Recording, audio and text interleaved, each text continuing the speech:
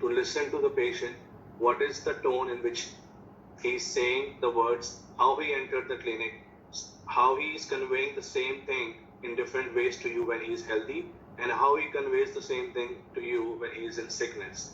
So this was the key part, I think, which Dr. Sehgal gave when he gave us this method, and I'll come to it on the next slide. So what he focused on was not only what does the patient says and what he does, but also on how he says and how he does. This is where your observation comes into play. And I am reviewing this because when I will be presenting the case, I saw that case only, I have never seen that patient. I have not seen that patient till date. I just spoke to her over the phone, and I had just 20 minutes to understand by her tone and understand by her, the way she was talking to me, and reach to the remedy and prescribe in such a challenging case, which otherwise had no cure, and the doctors had said to her that there is no possibility of taking the pregnancy forward. One of my Organon teachers always told me it is not case taking, it is case perceiving. And if you read good homeopathic philosophy books, they will use the word case perceiving. You are perceiving the patient, you are trying to observe the patient.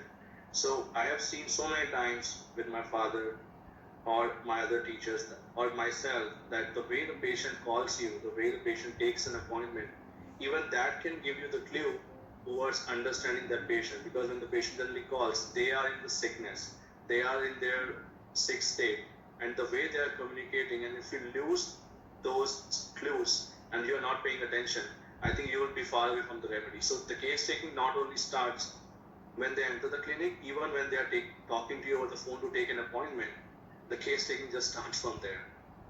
And I'm sorry, sometimes people feel that this is all philosophy, this is not important, like just come to the case.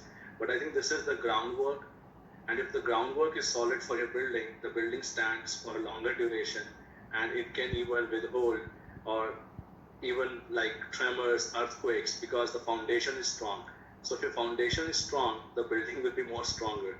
So all this that I'm talking to you will tie back to the patient when I present the case, and you will listen to the audio of the patient, that how it is important to focus on the tone and what the patient is saying and how he's saying.